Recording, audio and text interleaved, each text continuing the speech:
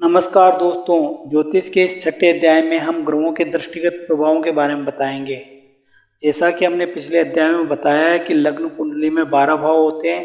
उन सभी भावों में राशि के अंक लिखे होते हैं तथा उस राशि में स्थित ग्रहों का नाम भी लिखा होता है।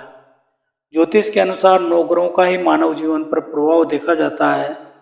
सामान्यतया एक ही भाव में 2 या 2 से अधिक ग्रह लग्न कुंडली में लिखे हुए मिलते हैं। इस प्रकार कुंडली के कुछ भावों में कोई भी ग्रह नहीं होता है।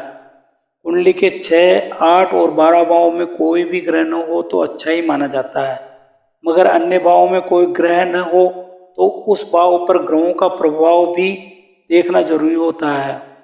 इस स्थिति में ग्रहों का दृष्टिगत प्रभाव देखने की आवश्यकता होती है। अब हम आपको बताते हैं ग्रहों के दृष्टिगत प्रभाव के बारे में। जन्म कुंडली में प्रत्येक ग्रह जिस भाव में बैठा हुआ होता है वो उस ग्रह का प्रथम भाव कहलाता है। प्रथम भाव से एंटी क्लॉकवाइज डायरेक्शन में आगे की तरफ बढ़ने पर तीसरे तथा 10वें भाव पर उस ग्रह की एक चरण दृष्टि पड़ती है। 5वें तथा 9वें स्थान पर 2 चरण दृष्टि पड़ती है। चौथे व 8वें भाव पर 3 चरण दृष्टि पड़ती है तथा 7वें भाव पर पूर्ण दृष्टि पड़ती है। इन दृष्टियों के अलावा मंगल अपने स्थान से चौथे तथा 8वें भाव पर पूर्ण दृष्टि डालता है।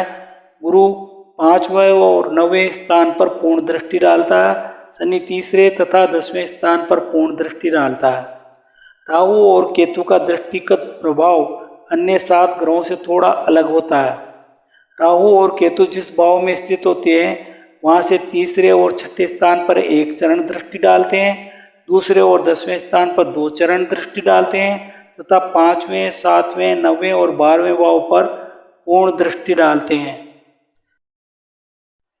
ग्रहों के दृष्टिगत प्रभावों के बारे में अधिक जानकारी के लिए हमने इमेज 1 और 2 में सूर्य, चंद्र और मंगल की जन्म कुंडली में जो स्थिति बताई गई है वहां से विभिन्न भावों में दृष्टिगत प्रभावों को भी दिखाया गया है।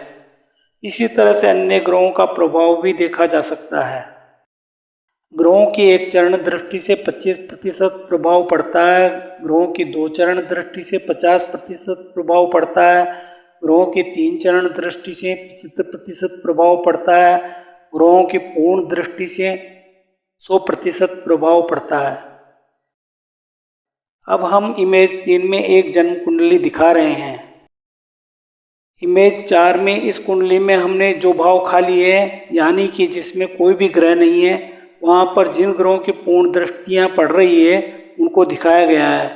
इसी प्रकार से इस वीडियो में बताए अनुसार विभिन्न भावों में ग्रहों की 1 चरण, 2 चरण और 3 चरण की दृष्टि भी लिख सकते हैं, जिससे विभिन्न भावों के अनुसार फलादेश बताने में सुविधा होती है। ज्योतिष के इस अध्याय में हम इतनी ही जानकारी दे रहे हैं।